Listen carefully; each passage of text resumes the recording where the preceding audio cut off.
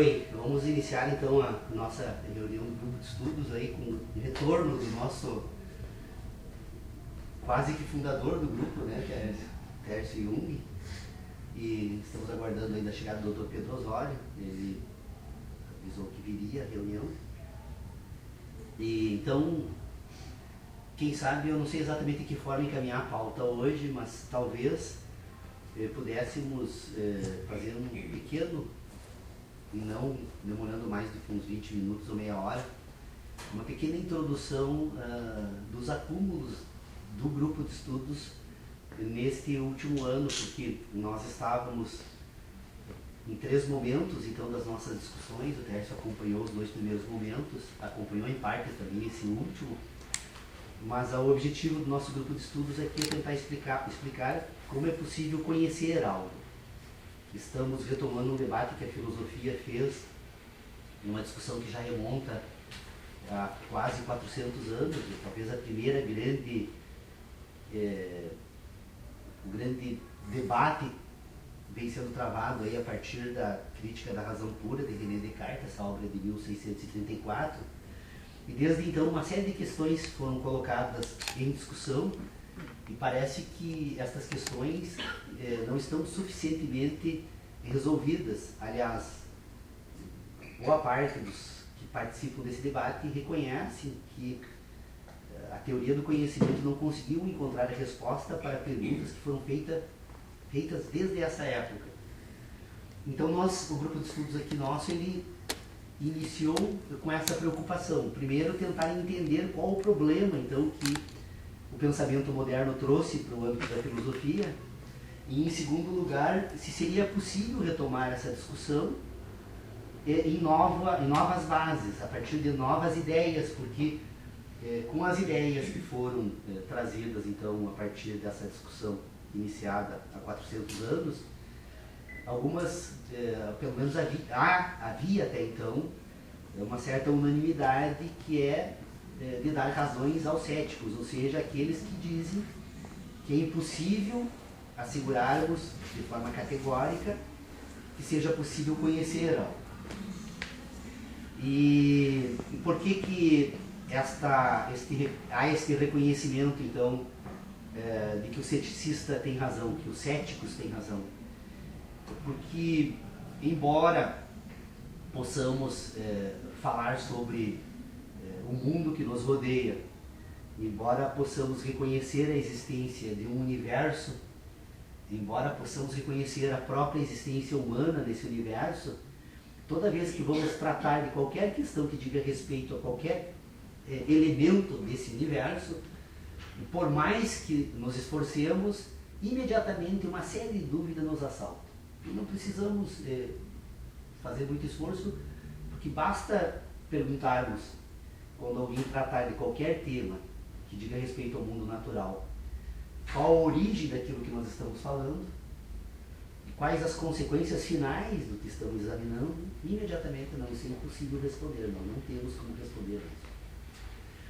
E mesmo aquilo que nós dávamos por absolutamente resolvido, que então era o mínimo que tínhamos de acúmulo com relação a isso, quando melhor examinado, imediatamente também percebemos que aquilo que nós tomamos como certeza também pode ser colocado em dúvida. E então, para que quem então acompanha essa nossa discussão a partir de agora unicamente, eu cito apenas um exemplo. E como é possível duvidar de tudo e como é possível racionalmente entender qual a razão pela qual precisamos duvidar. A questão das estrelas, né? Eu acho que nenhum físico hoje nega de que quando nós dirigimos o nosso olhar para o firmamento, aquilo que nós estamos então dizendo que estamos vendo, que são as estrelas, é resultado de um processo final, de um fenômeno que tem uma explicação que precisa ser entendido dentro de uma racionalidade lógica. Qual é essa racionalidade? Bom, primeiro, já chegamos então à conclusão de que a luz se propaga no espaço a 296 mil quilômetros por segundo. Portanto, para que possamos enxergar uma estrela, é necessário então que a luz dessa estrela percorra esse espaço entre esse astro então do firmamento e a nossa retina, e sensibilize a nossa retina. Bom, se isso então também pode ser tomado como certo, nós temos uma informação, por exemplo, de que a estrela polar, que depois do Sol é a estrela mais próxima da Terra, está a 230 anos-luz da Terra. Significa então que para que eu possa dizer que estou vendo a estrela, é necessário que a luz saia da estrela e chegue até a minha retina. Ora, se essa luz precisa de 230 anos para percorrer esse espaço, então é óbvio que a estrela polar que eu imagino estar vendo no universo não é a estrela polar de hoje, mas a estrela polar de 230 anos passados. Então, diante desta única questão, que poderíamos depois examinar todas as outras questões que dizem respeito àquilo que a física nos explica, aquilo que a química nos explica, poderíamos examinar todas elas, nós vamos perceber que temos um acúmulo daquilo que chamamos de conhecimento do mundo natural, mas organizamos essas nossas informações a partir de certas relações que estabelecemos entre as nossas sensações e aquilo que observamos. Portanto, a teoria do conhecimento do mundo natural, ela precisa aceitar de que, em verdade, quando ela diz que trata com conhecimento sobre o mundo natural, em verdade ela trata com as sensações humanas. Porque tudo aquilo que chamamos ou denominamos conhecimento não é nada mais de uma relação entre o homem e o mundo natural a qual ele faz parte. Fazemos parte de um universo. Neste universo nós estamos posicionados num determinado ponto desse universo, e aquilo que nós chamamos então de fenômenos no universo estão situados em um outro ponto. E que toda vez que nós formos tratar destas questões que chamamos então de fenômenos naturais, nós temos que tratar das relações que esta parte do universo, que é o homem, então estabelece por meio das suas sensações com esse universo. Então, passamos a tentar então explicar como é possível entender esse universo. Porque se as questões se dão dessa forma, o primeiro ponto a ser resolvido agora é esse: de que forma é possível dizer que entendemos o universo, para agora, depois num outro momento, examinarmos como é possível então conhecer esse universo. Ora, fazendo então um ponto agora, deixando agora isso pausada, essa primeira colocação que foi feita até então, vamos só examinar uma outra questão que precisa ser ordenada para poder então falar sobre essa questão de como é possível entender o universo. O que é o universo então em que o homem é parte e que esse universo se apresenta como uma totalidade? A primeira, única conclusão que podemos ter então, se queremos efetivamente examinar essa questão dentro de uma certa ordem, a primeira questão que precisamos considerar é que a única questão que podemos tomar como certo é que esse universo é um movimento permanente no espaço. Tudo que faz parte do universo se move. Não há nada no universo que possa ser tomado como um ponto estático. Algo que não se transformasse nunca, e que então este ponto nós poderíamos então partir para então organizar essa questão toda que diz respeito à teoria do conhecimento. Então não há um ponto estático no universo, tudo se move. Eu acredito que isso é algo que todos nós aqui podemos, pelo menos, aceitar, se estamos diante então de tantos problemas a serem resolvidos. O movimento então é algo que pode ser tomado como ponto de referência para iniciar essa investigação. Bom, se nós temos o universo e esse universo se move, e se nós temos o homem como um ponto desse universo, que é o ponto do qual então agora vamos tentar examinar o universo, nós vamos reconhecer que o homem e o universo se relacionam. De que forma o homem e o universo se relacionam então? O homem e o universo se relacionam porque o universo que se move está permanentemente se transformando, e ao se mover e se transformar, ele sensibiliza o homem que é parte do universo. Ele produz sensações. Esse movimento todo produz sensações. Então, se o homem é parte do universo e o universo que se move produz essas sensações, nós temos então uma referência para tomar no homem agora como referência então de ordenação desse complexo problema que, novamente digo, precisa ser entendido para poder ser resolvido.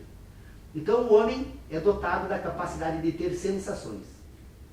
O universo é dotado da capacidade de estar permanentemente em movimento. Não é uma capacidade, mas a característica do universo é o permanente movimento, e o homem se apresenta como parte do universo com a capacidade de ter sensações. O universo se move e ao se mover produz sensações. E estas sensações então servem agora como ponto de referência para todas as nossas investigações. Por que a sensação deve ser tomada como parte de referência? Ora, se há pouco nós estávamos examinando o fenômeno da possibilidade de percebermos a existência das estrelas, e percebemos que para poder tratar desse assunto temos que considerar a distância entre a estrela e o homem, ou seja, a distinção entre fenômeno e homem, por uma ordenação então desse movimento no espaço, nós temos que sempre que formos tratar de algo que produz sensações do homem, a primeira questão que precisamos então tomar em consideração são as posições no espaço e o tempo necessário nesse movimento para que essas questões possam efetivamente produzir sensações no homem. Pausa aqui mais, apenas um exemplo, simples exemplo, mas para percebermos o quanto muitas vezes nos enganamos a respeito daquilo que examinamos. Se estivermos dentro de um automóvel em alta velocidade e pegarmos um objeto e soltarmos esse objeto, ele vai percorrer uma linha reta entre a nossa mão e o ponto em que ele atingiu no nosso colo, em cima do banco do automóvel. Isso é uma questão trazida pelo Lucas Leal, nosso cameraman, que aliás nunca aparece nas reuniões, mas participa das reuniões desde os 6 anos de idade. Talvez seja essa a razão pela qual o Lucas me orgulha muito, aí, pela sua capacidade de pensar e resolver questões. É o mais antigo dos mais novos participantes do grupo de estudos, e que só aparece na foto no final, porque fica então fazendo o nosso trabalho de assessoramento. Então, este objeto que cai dentro do automóvel e percorre uma linha reta até o nosso colo, ele só percorre essa linha reta para quem está dentro do automóvel. Se a pessoa se colocar fora do automóvel observando o percurso desse objeto, ele vai perceber que em verdade esse objeto cai num sentido vertical e horizontal. Porque nós só não percebemos esse movimento porque acompanhamos o movimento de dentro do automóvel. Então você perceba a diferença do exame que precisa ser feito quando colocarmos 2 homens diferentes observando o mesmo fenômeno a partir de pontos diferentes desse fenômeno. Então aquele que está na beira da estrada vai perceber uma queda no sentido vertical e horizontal, e aquele que vai estar dentro do automóvel vai perceber apenas a queda no sentido vertical. E ainda assim nós temos que tomar em consideração que ainda assim nós não podemos falar unicamente desses 2 movimentos. Por quê? Porque se eu colocar um terceiro observador agora, não mais na beira da estrada e não mais dentro do automóvel, mas observando de um ponto estático fora do planeta Terra, precisamos considerar que a Terra se move em torno de um eixo e, portanto, este objeto que cai no sentido vertical, horizontal, também vai cair para a direita.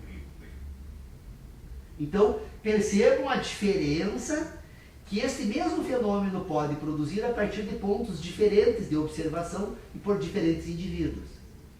Mas mesmo assim ainda continuamos tomando esta análise sem considerar todos os fenômenos que o universo submete a este objeto que está caindo dentro desse automóvel.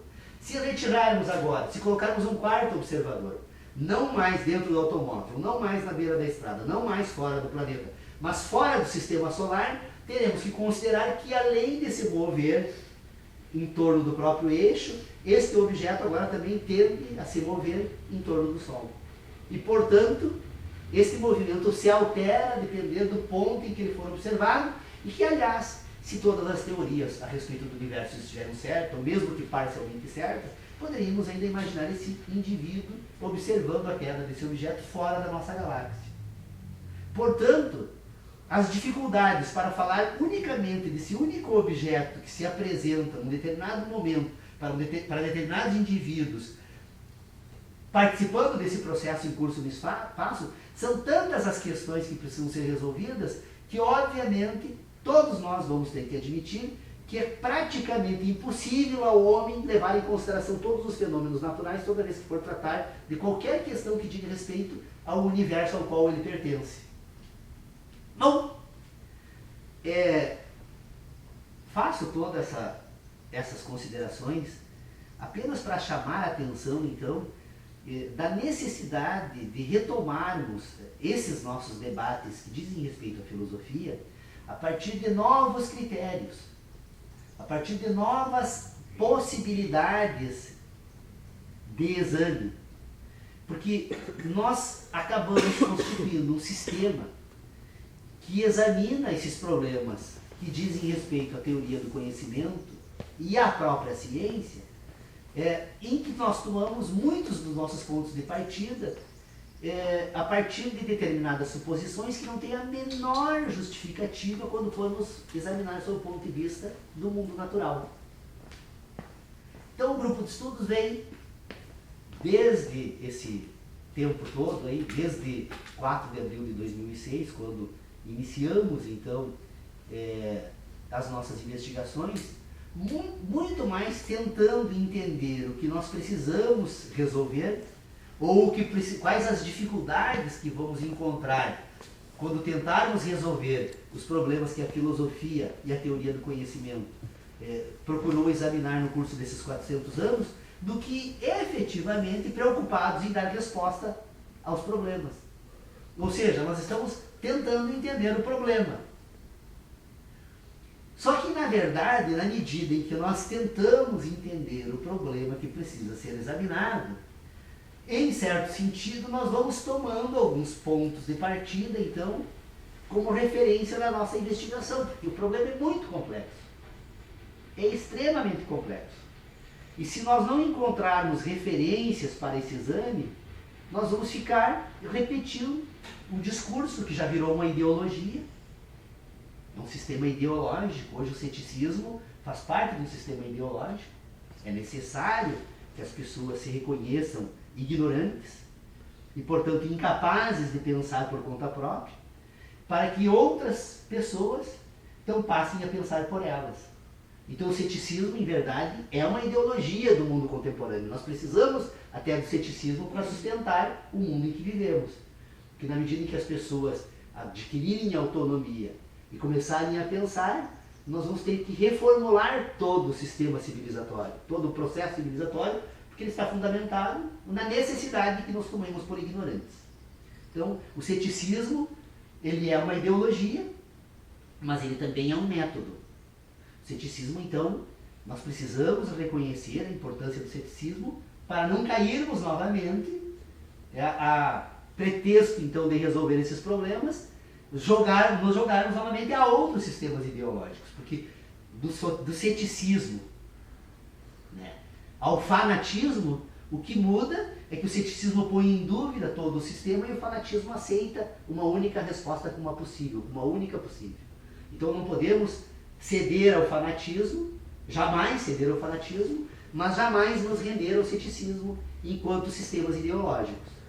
Agora, o ceticismo como método, então, ele é super importante porque nós devemos colocar em dúvida algumas questões que tomamos muitas vezes afoitamente para tentar atalhar usar uma palavra do mundo natural para explicar um sistema de ideias, que não é muito adequado, mas todavia, como temos esse hábito, farei o mesmo. Para atalhar essa caminhada que nós temos, então, para percorrer. Então, muitas vezes as pessoas aceitam, né, porque tá difícil, então, bom, eu vou tomar isso como ponto de partida e agora não penso mais sobre esse assunto e aí, então, eu posso prosseguir nas minhas ideias sem a necessidade de estar sempre tomando, então, o alerta do ceticismo. Cuidado, porque aquilo que tomamos como certo, em verdade, é impossível de tomar como certo. O ceticismo, então, é um método.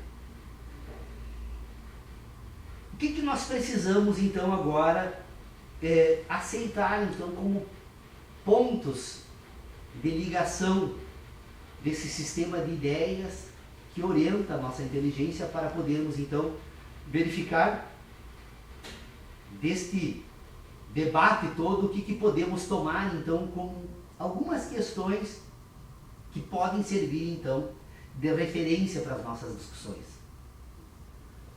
Vamos lá, então. Eu já retomo as pausas que eu fiz na minha intervenção aqui, porque como são tantas as questões que precisam ser colocadas, e obviamente já estamos então há praticamente 9 anos reunidos, óbvio que nesses 9 anos muitas coisas já foram suficientemente, me parece, examinadas nas nossas reuniões anteriores, mas que quando retomamos com uma certa ordem é preciso trazer novamente algumas dessas questões que podemos tomar como certas, porque elas servem para, então, dar uma ordem final no debate que estamos fazendo. Primeiro, então, que podemos tomar como certo? Temos que reconhecer a necessidade de que tomemos, então, o universo como ponto de partida. Alguém diria, mas olha, quanta humildade, né? Parte do universo. Não, parte do universo da seguinte ideia. O universo há um universo.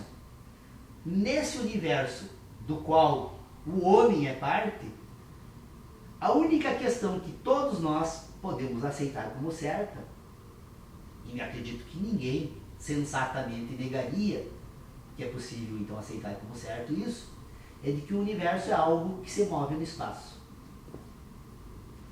Então, se nós temos o universo, que é algo que se move no espaço, e nós temos então, podemos tomar como certo de que o homem é parte desse universo, é uma parte desse universo, então nós temos agora o universo e o homem como os pontos que nós podemos tomar para iniciar então esse processo de ordenação daquilo que nós vamos chamar do nosso entendimento.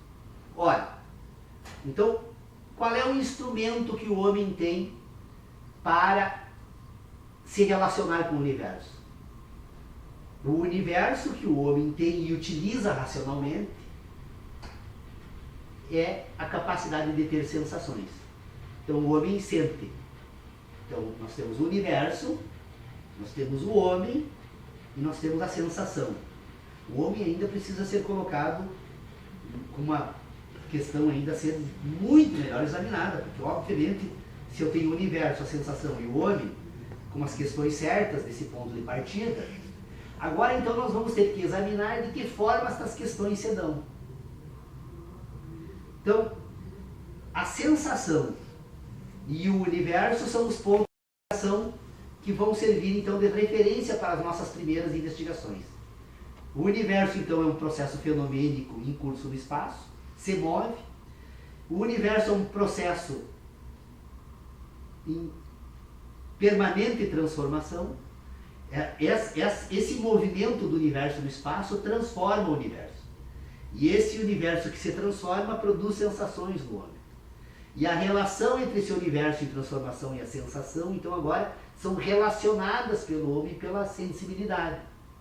Porque o universo que se apresenta em movimento, ele produz sensações, e a capacidade humana de receber representações desse universo é a sensibilidade.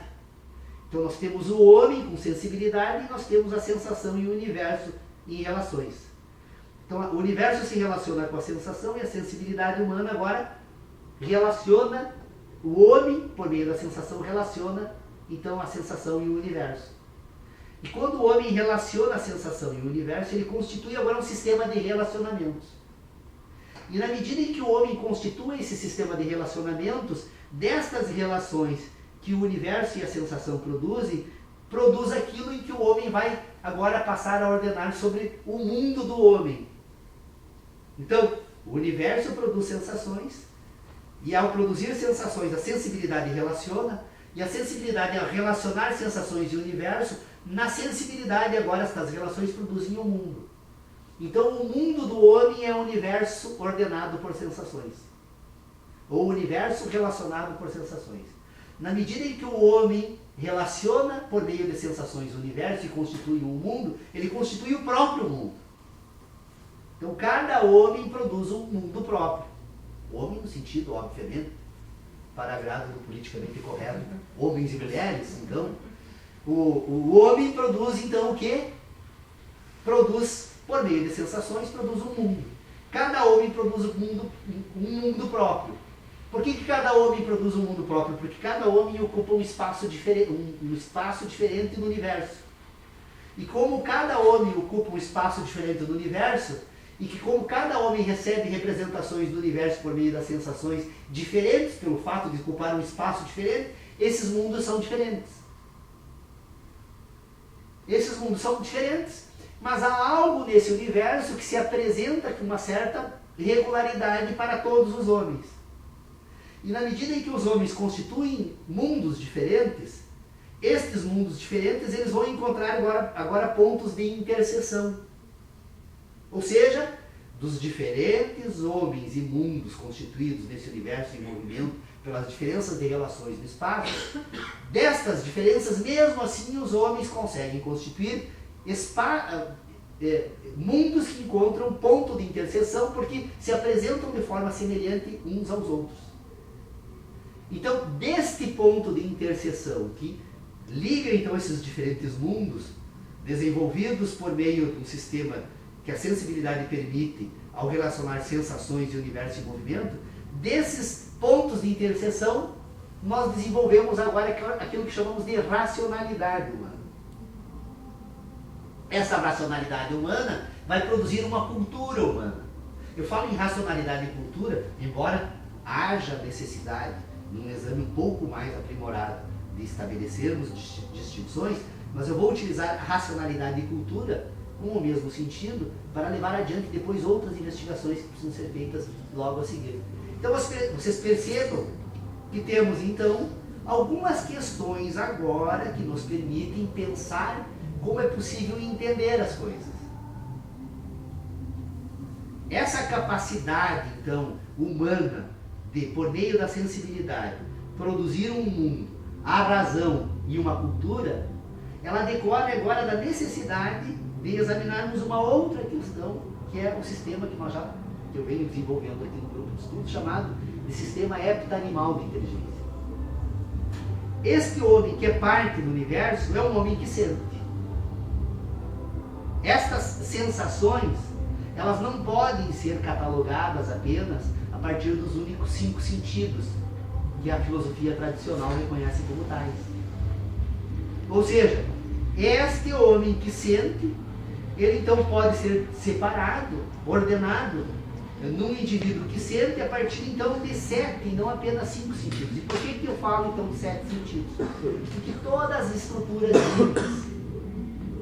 estruturas vivas do mundo natural, elas se apresentam como 2 características que também examinamos já com profundidade. Eu nem teria tempo como retomar todo esse debate, até porque já estou passando da meia hora que eu havia prometido que não passaria. Mas, infelizmente, a complexidade é tanta desta questão, que são tantos os temas que precisam ser trazidos para o debate, que obviamente não é possível fazer. E até eu nem tenho condições, porque em um certo momento isso vai causando uma exaustão, né? Nessa atenção que é necessária manter para não entrar, não produzir contradições, eu não tenho receio de produzir, mas não deixar questões relevantes fora desse debate, né? Então, nós vamos perceber, esse debate já foi feito aqui, no ano passado até, de que todas as estruturas vivas na natureza, elas se apresentam como 2 características que vão estar presentes lá na ameba e vão estar presentes no homem. Então, se é que a ameba é a estrutura dotada de vida, mais rudimentar na natureza, como pensa a ciência atual, e o homem é mais desenvolvido, então nós vamos encontrar na ameba e o homem uma característica que liga essas 2 estruturas, que é, primeiro, elas recebem uma instrução que permite a existência da vida, que várias explicações são buscadas, então, para responder a esta pergunta, e que permite a existência da vida, então, que há uma instrução natural que coordena essa estrutura de forma tal que ela permanentemente tenta sobreviver neste mundo, neste universo no qual ela faz parte. Então, a estrutura orgânica, viva, a primeira característica é receber, não sabemos da onde, essas instruções, mas ela está dotada de instruções necessárias para sobreviver a todos os percalços da sua existência nesse mundo natural. Então a ameba está buscando a sobrevivência, ela vai buscar o alimento, ela naturalmente busca alimentos, ela naturalmente se mantém as estruturas orgânicas necessárias para que ela possa permanecer viva e permanece por um certo tempo, até que cumpre um ciclo que não sabemos qual é, mas ele existe, que inicia com o nascimento e que encerra com a morte, mas há então uma instrução vital que manda que ela sobreviva. A segunda instrução que nós vamos perceber em todas as estruturas orgânicas vivas é que elas estão permanentemente se reproduzindo. E a reprodução é endógena, não estou falando quando ela se reproduz e produz um novo indivíduo dessa estrutura. Eu estou falando ela mesma enquanto estrutura. Nós vamos perceber que todo esse complexo que vai se apresentar com características celulares estão permanentemente se reproduzindo. E é o que permite então que ela sobreviva. O fato de estar permanentemente se reproduzindo é o que permite que sobreviva. Tanto que se nós sofrermos um ferimento em qualquer parte do nosso corpo, imediatamente esse processo reprodutivo aciona mecanismos naturais que permitem a recomposição daquela parte que foi afetada, então, dessa estrutura orgânica. E além disso, ela vai, então, a vida nessas estruturas orgânicas nós vamos entender como algo que tem início com o nascimento e que encerra com a cessação da reprodução. Quando inicia esse processo reprodutivo e quando há o início da vida e quando ele encerra, há a morte, então. Então nós temos uma estrutura orgânica que está permanentemente num processo de reprodução. Então esses seriam os dois sentidos mais importantes que precisam ser considerados para ordenar um sistema de inteligência. Duas instruções endógenas que manda sobreviver e que manda reproduzir permanentemente e que tem instruções que têm origem em algo que desconhecemos ou que não temos condições de tentar responder, porque não é o objetivo do debate da filosofia, pelo menos com o propósito que temos aqui, e que vários, que nós denominamos de cientistas, né, pensam sobre esse assunto para encontrar respostas e que tem servido como base para a constituição dos principais sistemas ideológicos que conduzem esse processo civilizatório, que vão compor então a política e a religião. A religião e a política seriam a política como um instrumento de dominação do homem, de substituição do uso da força física, né? E a religião como uma dominação que incide sobre o espírito humano diretamente, né? Mas que trabalham com essas ideias. A origem das instruções que garante a existência da vida e da sobrevivência do indivíduo durante o ciclo de vida. Bom, se nós temos essas duas instruções endógenas, nós, desgostosamente, eu quero deixar claro que faço isso, mas podemos dizer que essas duas instruções nós poderíamos associá-las provisoriamente para poder fazer uso, então, depois, nas nossas discussões, podemos associá-las, então, às sensações de dor e de prazer. Poderíamos, então, dizer que o homem constitui um sistema de inteligência voltado agora para a razão, levando em consideração duas sensações que lhe são próprias, cada indivíduo tem as suas, são endógenas, portanto, que são as sensações de dor e de prazer.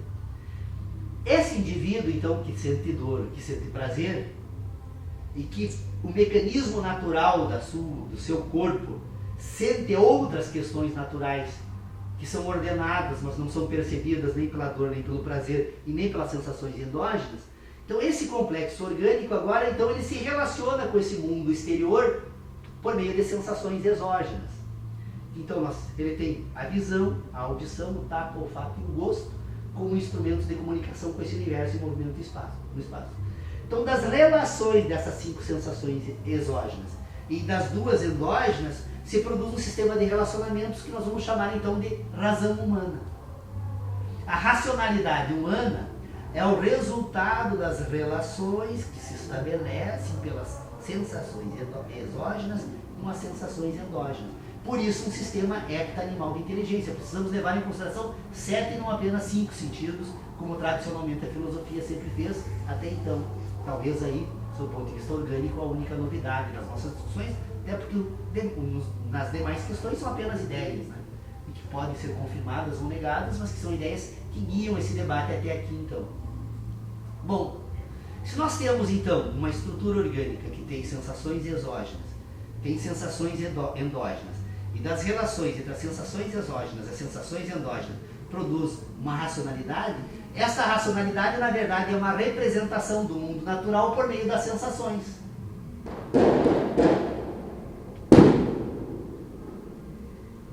As sensações então são representações do mundo natural que por meio agora da relação estabelecida pela sensibilidade humana e que leva em consideração então essas sensações endógenas, produz uma racionalidade.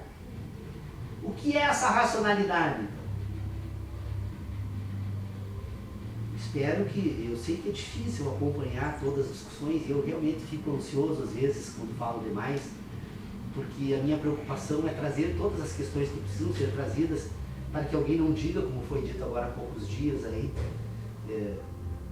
que nós estaríamos tratando de assuntos que não deveríamos tratar, e usou de uma linguagem até que inadequada para uma pessoa com pós-graduação em extensão rural.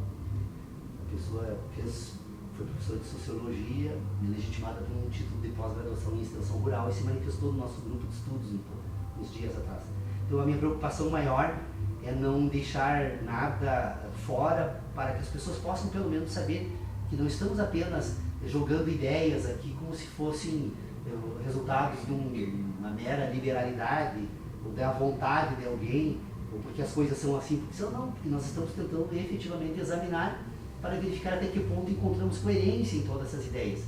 Mas o que eu quero dizer então é que essa racionalidade, a razão humana que permite a constituição da cultura humana, e portanto é um instrumento pelo qual nós fazemos uso, por meio do qual estamos então fazendo inclusive o nosso próprio diálogo aqui, ele constitui agora o terceiro momento dos nossos estudos.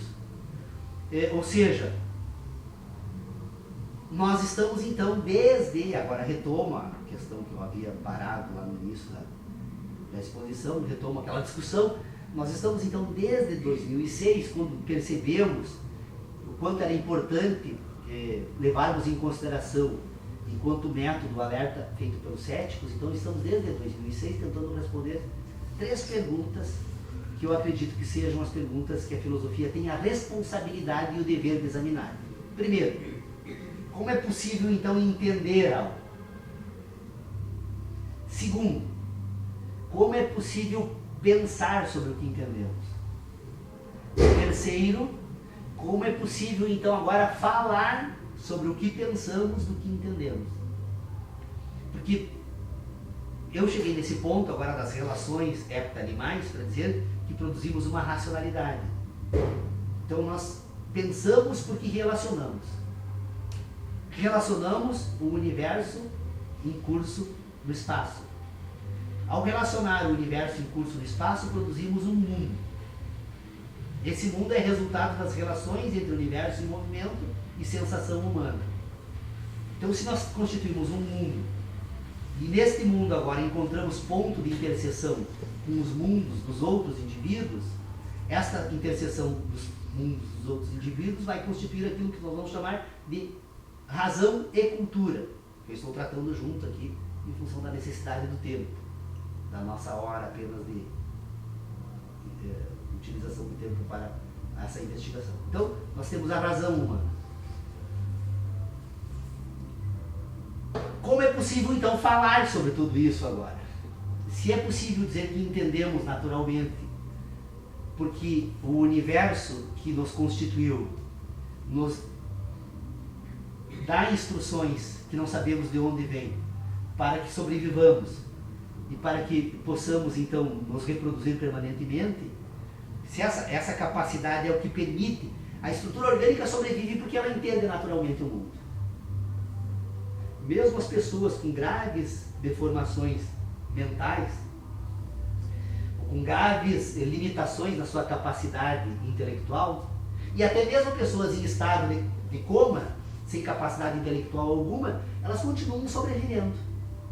E elas sobrevivem porque o organismo humano tem competências, que não sabemos de onde vem, que permitem que ela continue recebendo alimentação.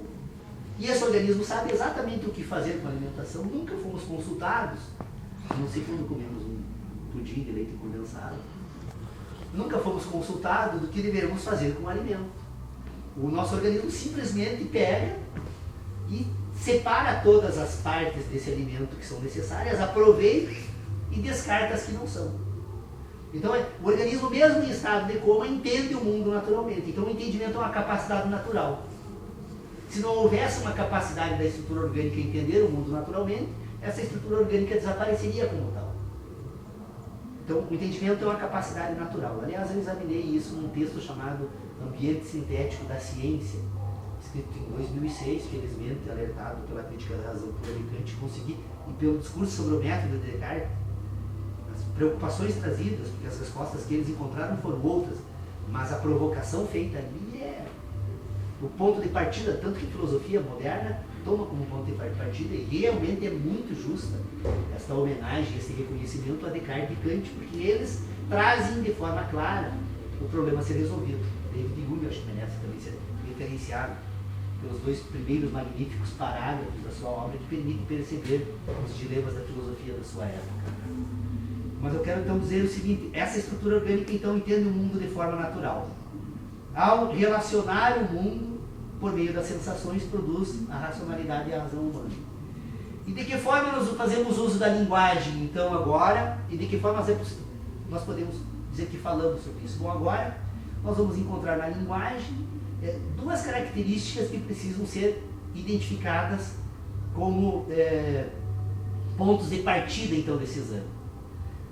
A linguagem usa de signos escritos, conjuntos sígnicos, através de signos escritos, que são representações então que são escritas, e a linguagem usa de cadeias fonéticas, associação de diferentes sons com propósitos de uso desse instrumento cultural.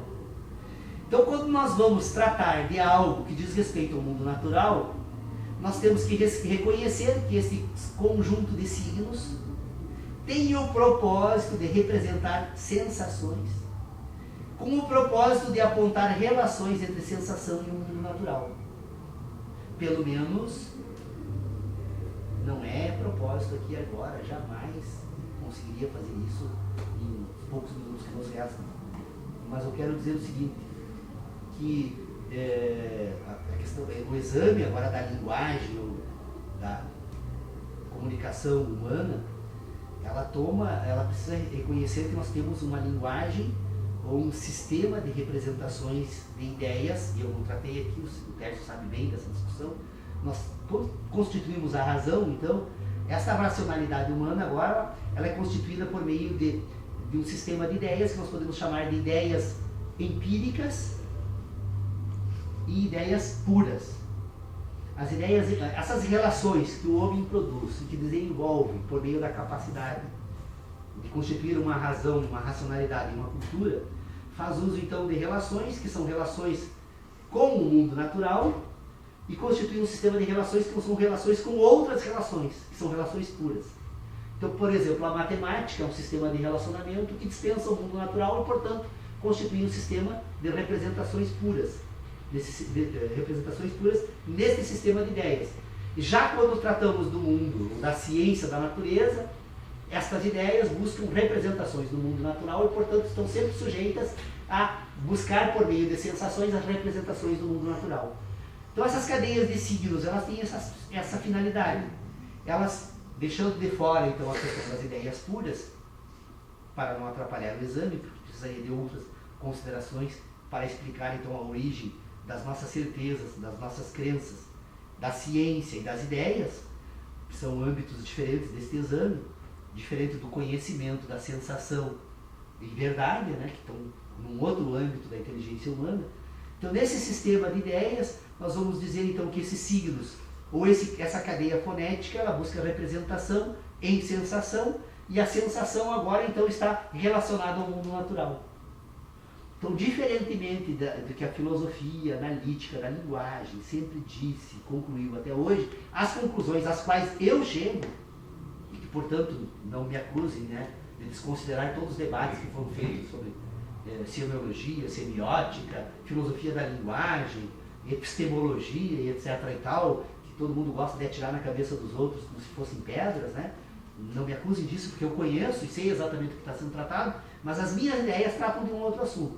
Eu estou dizendo que esse conjunto de signos e este conjunto de combinações fonéticas, elas estão relacionadas às sensações humanas e não aos objetos. Não existe uma objetividade na linguagem, como a filosofia da linguagem procura afirmar, e desconhece, inclusive, que há, por desconsiderar a sensação humana, porque todas as relações que são produzidas dependem, a linguagem só tem sentido quando ela encontra relação na sensação humana. Essa é a razão pela qual, se nós colocássemos um grego sentado nesse sofá aqui agora, ele sairia aqui absolutamente não tendo a menor ideia das relações que nós produzimos por meio das nossas sensações com o mundo natural, porque a cadeia de representações fonéticas utilizadas por nós aqui, ou até mesmo pela escrita por signos, não vai encontrar no sistema de inteligência dele nenhum sentido. A exigência do sentido, então, é o que dá sentido ao sistema de ideias. E o sentido só tem sentido na medida em que eles encontram representações no mundo natural, ou então neste conjunto de interseções produzidas pelos diferentes mundos, dos diferentes indivíduos que se relacionam e produziram então uma racionalidade e uma cultura. Desculpem o tempo todo aí, eu passei um bom tempo do tempo, que havia sido pré-fixado arbitrariamente por mim aqui, mas a questão toda é essa. O problema que estamos examinando aqui então é esse. E eu acredito que se não resolve os problemas da filosofia, pelo menos não comete os mesmos erros que foram cometidos até agora. E que leva ao triunfo do ceticismo e, pior do que isso, permite que o ceticismo se transforme numa ideologia com o objetivo de nos submeter. Esta é a razão pela qual os ideólogos não gostam que pensemos. Porque precisamos pensar o que eles pensam e, portanto, aceitar as ideias, que as ideias deles fazem parte, então, de um sistema.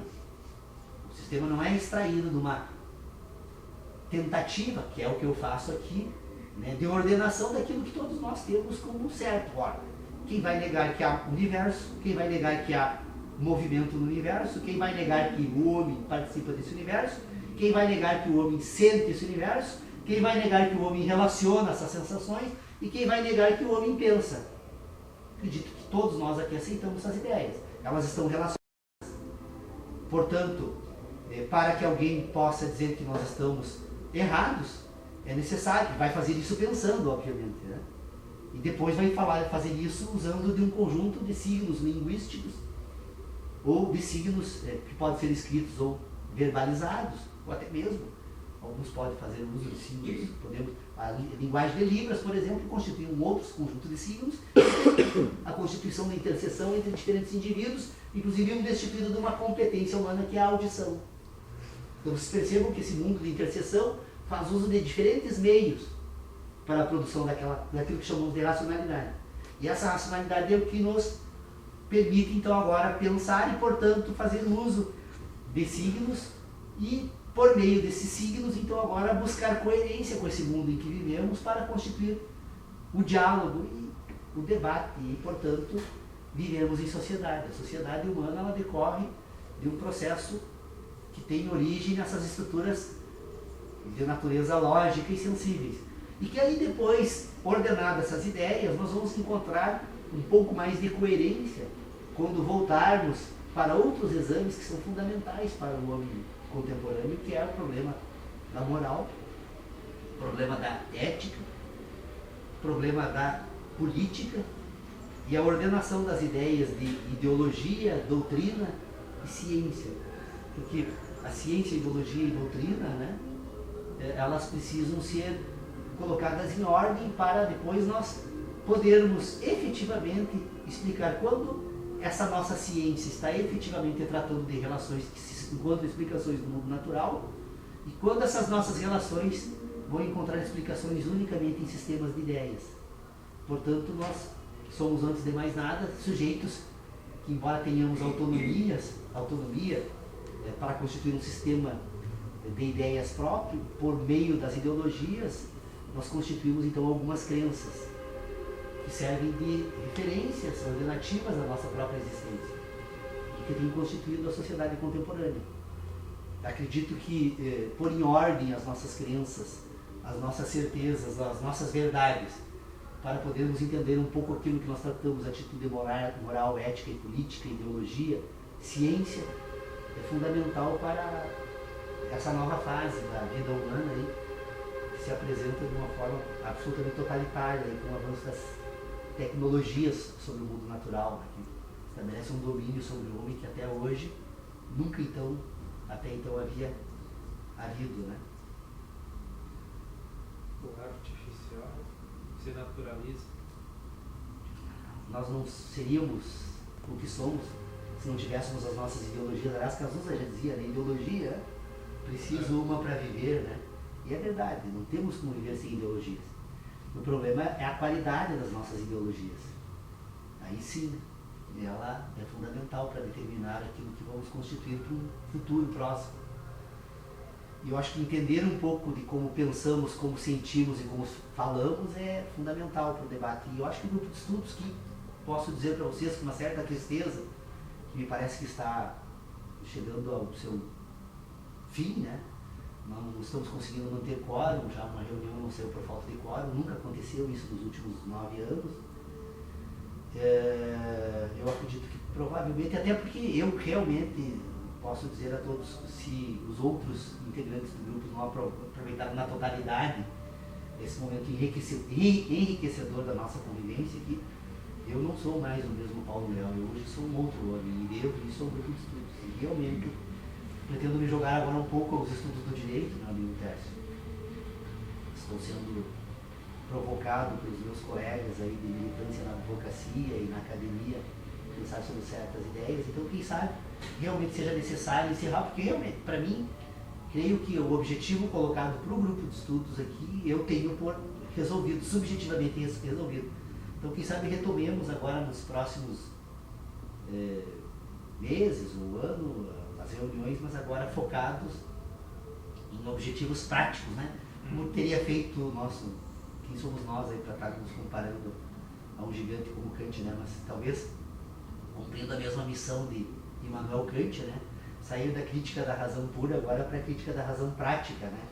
Em 1900, e eu acho que a maturidade da idade tem uma certa relação com isso, porque o Kant começou a refletir sobre o problema da filosofia moderna com método próprio, né? Que eu acho que o trabalho dele, a crítica da razão pura, revela isso, aos 47 anos. E a crítica da razão pura, que era uma obra que ele pretendia escrever em 3 meses, só saiu aos 57. Então, ainda temos um tempo suficiente aí para tentar, não para fazer o mesmo, mas para tentar imitá-lo, né? Eu acredito que, quem sabe, agora aos 57 anos eu posso me dedicar a essa questão mais aplicada. Eu agradeço muito aos colegas que participaram do grupo de estudos até hoje, mas realmente, o Dr. Pedro Osório, que é o nosso grande mestre, que ainda não conseguimos, olha, vejam os problemas da teoria do conhecimento, nós que estamos simplesmente tentando sempre responder a perguntas, não conseguimos ainda encontrar uma resposta e talvez jamais conseguimos tê-la na plenitude. Qual é a idade do Dr. Pedro Osório? Nós atribuímos ela entre 87 e 94 anos, então, tomando-se que o Dr. Pedro Osório está com 94 anos e que foi ele o nosso grande mestre e que está encontrando grande dificuldade de locomoção para participar das nossas reuniões, talvez seja a hora do grupo de estudos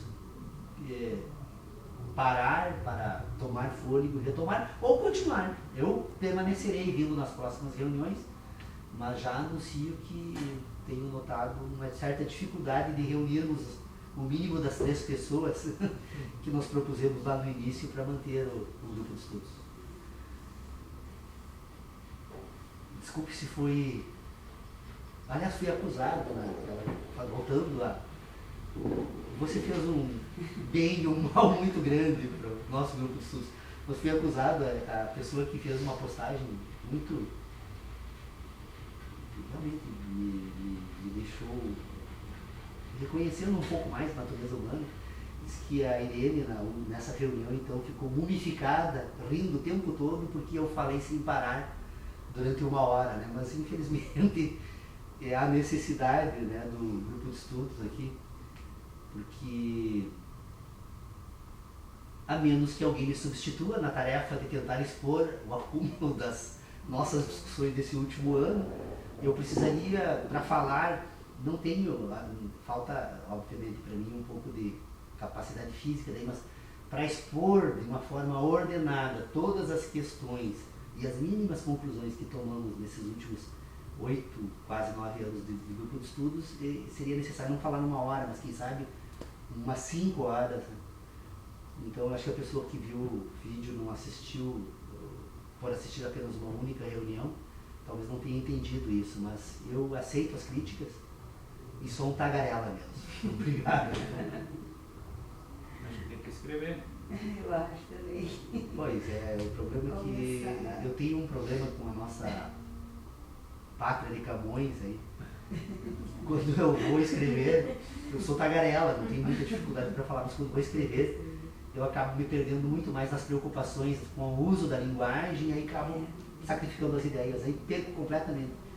E falar e depois escrever, aí eu acho que não tem sentido, né? Então eu estou tentando escrever, realmente eu estou tentando. Já escrevi 3 textos, que é possível examinar algumas ideias, que eu não precisei retificar nenhuma vez, desde que eu iniciei essas reflexões, que é o Ambiente Sintético da Ciência, que foi publicado pela revista Consulex. Infelizmente eu não consegui publicar em nenhuma revista de filosofia, mas é uma revista de prática jurídica, então, de Consulex.